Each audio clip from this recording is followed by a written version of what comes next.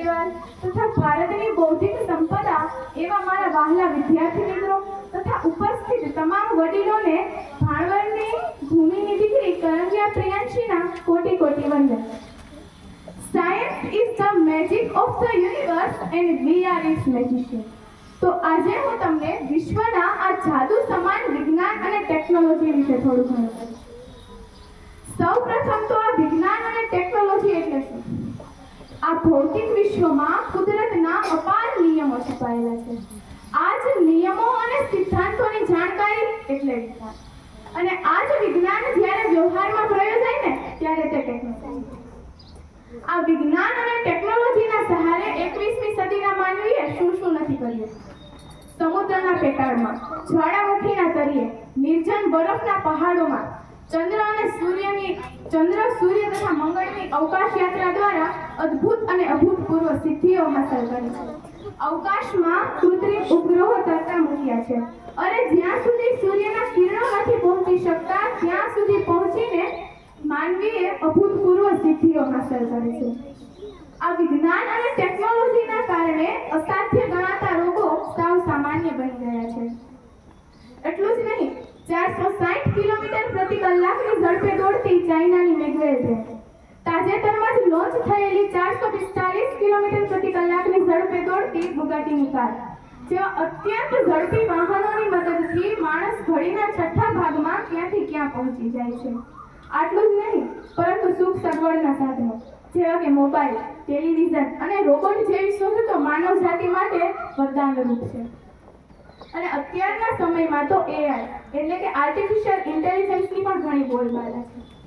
એટલા માટે જ તો કહું છું દોસ્તો, दुनिया की मुश्किलों को आसान कर दिखाया, दुनिया की मुश्किलों को आसान कर दिखाया, इम्पॉसिबल था जो मंगलयान कर दिखाया, इम्पॉसिबल था जो मंगलयान कर दिखाया, दुनिया की मुसीबतों को आसान कर दिखाया, करना था जो भी काम वो विज्ञान ने कर दिखाया, करना था जो भी काम वो विज्ञान ने कर दिखाया.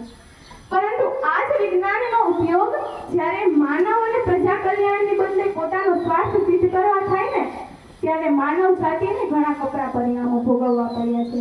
જેમ કે છેલ્લા 2.5 વર્ષથી ચાલતા રશિયાના યુક્રેનનું યુદ્ધ અને છેલ્લા 8 માસથી ચાલતા ઇઝરાયલ પેલેસ્ટાઇન યુદ્ધની ખરાબ અસર માનવ જાત પર પડી રહી છે. બીજા વિશ્વયુદ્ધમાં જાપાનના હિરોશિમા અને નાગાસાકી પર થયેલા બોમ્બ વિસ્ફોટની અસર હજુ પણ માનવ જાત વિસરી નથી. આવા કેટલાય કારણોને લીધે પરમાણુ બોમ્બના શોધક એવા રોબર્ટ આયનહાઇમરે પોતાની આ શોધ માટે ઘણા અફસોસો વ્યક્ત કર્યા હતા. આવી જ રીતે વિજ્ઞાનના આંધળા પ્રયોગોના કારણે કુદરતી સંપત્તિનું નિકંદન નીકળી ગયું છે, જેના કારણે આ વર્ષે ભારતમાં સૌથી મહત્તમ તાપમાન 52.9 ડિગ્રી 29ની મેએ નોંધાયું હતું. બેંગલુરુ કેટલાય સમયથી પાણીની સમસ્યા સામે ઝઝૂમી રહ્યું છે.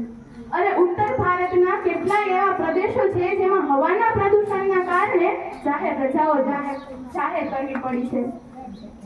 दोस्तों, ये बात हमेशा याद रखना कि विज्ञान हमें वो ताकत देता है जिससे हम पूरी दुनिया को बदल सकते हैं.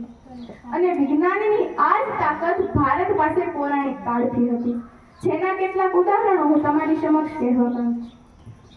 મિત્રો, તમને એવું લાગતું હશે કે પ્રથમ વિમાન 1903માં રાઇટ બંધુએ ઉડાવ્યું હતું, પરંતુ હકીકત તો એ છે કે પ્રથમ વિમાન તેનાથી 8 વર્ષ પહેલા એટલે કે 1895માં મુંબઈની જે સ્કૂલ ઓફ આર્ટ્સના ટીચર શિવકર બાબુજી તલપડે ઉડાવ્યું હતું, જે 1500 ફૂટ સુધી ઊંચું ગયું હતું.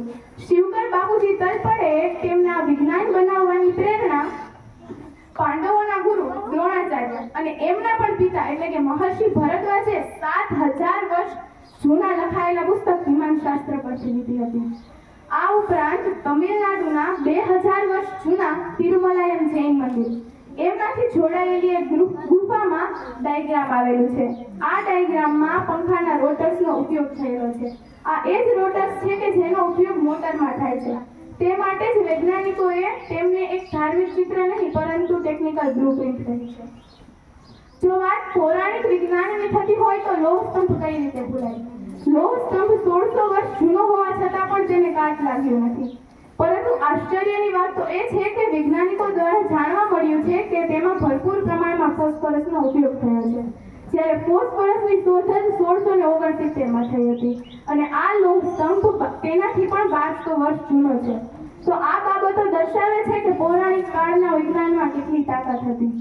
અંતે તો science is the beautiful gift to humanity. એટલા માટે જ તો કહું છું કે use the science with nature rules. Thank you.